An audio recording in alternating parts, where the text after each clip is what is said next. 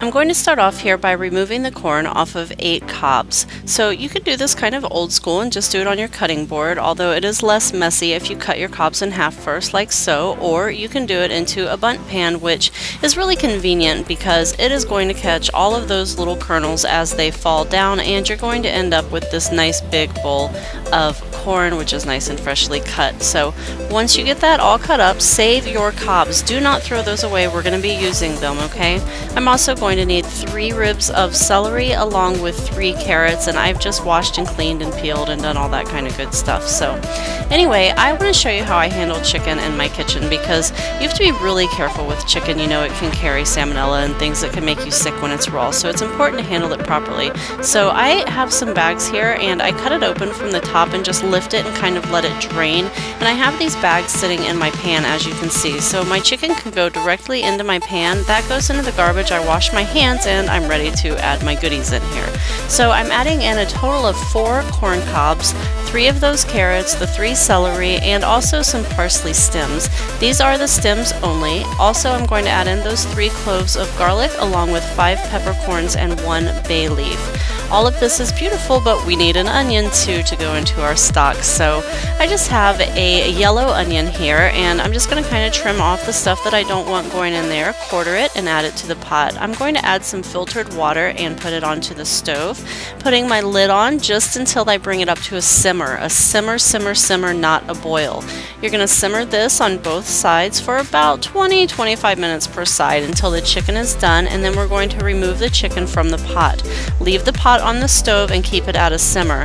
As you take the meat off of the chicken, put the bones back over here into the stock pot, and we're going to let that boil for at least another hour and just really extract the flavor.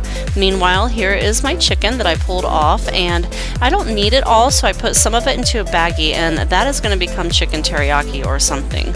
So here's some thyme. I'm also going to be using a clove of garlic, and this is kind of a small clove, and that's because I don't want it to be overpowering. Some Spanish chorizo, red potatoes, a russet potato, and my onion, which, did I say that? Anyway, let's cut the onion. So I'm going to begin by cutting it sideways, like in planks. The next thing that I'm going to do is cut it long ways, so kind of like into French fries, and then just turn it sideways and chop it this direction, and this is going to give you a nice little dice on your onion.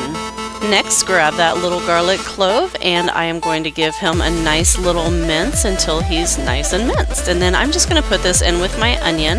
Then I'm going to cut up my Spanish chorizo, and this is going to be cut bite-sized like so. Next, I'm going to cut my red potatoes, and it's kind of the same situation when you're dicing. This potato is going to hold its shape when it gets cooked, so that's why I'm using the red. And then the russet is going to kind of lose a little bit of its shape, and it's going to help to thicken up my chowder. So that's why I chose to use 2 different kinds of potato. So I'm chopping my russet, also bite-size. Everything in soup for me should be bite-size. Now I'm moving on to my thyme, and I'm just going to pull the little leaves off and put them right on top of my potatoes. The easiest way to pull their little leaves off is just to pull backwards on the stem, and they should come right off. So here's my beautiful stock, and this has been about 2.5 to 3 hours that I've had this on the stove. It smells incredible. You can smell the corn in there, like it's really extracted some beautiful flavors, and I tasted it, so I already know that it's yummy. So back over here to my pot, I have 4 tablespoons of butter, and I'm going to add the onions into there, along with like a 1.5 teaspoons of salt and some fresh ground black pepper. I'm going to go ahead and stir that around until my onions look nice and kind of translucent. You don't have to stir it the whole time, but make sure they get nice and coated in that butter. Then add in the chorizo, and again I'm just going to stir that around, and I'm going to let it cook for a few minutes until it looks like this. So just kind of trying to get the flavor of the chorizo going in there. Next, I'm going to add in all of those potatoes, the red potatoes and the russet, and they already have those thyme leaves mixed in with them. If you have enough room in your pot, you can add your corn in right now too, but you're going to need to stir it in a second, so if you don't have plenty of room, just wait. So I'm adding in like 4 tablespoons of flour here, and that's all-purpose flour, and the reason I'm doing that is it's going to help thicken up my stew once I add in all of the stock. So as you can see, I have also added in my corn at this point, and I'm just going to stir this around for a few minutes. This kind of gives the flour an opportunity to cook for like a minute. Then go ahead and add in all that beautiful stock that you made, along with about a teaspoon and a half maybe of kosher salt again, and that's just for the potatoes. You want to make sure they have a little bit of salt to drink in as they cook.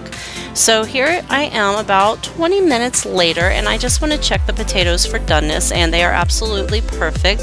So it is time to add in that chicken. So I have a pound of the chicken that we pulled off of our little chicken earlier. I'm going to go ahead and add that into my pot, and at this point I have turned off the heat.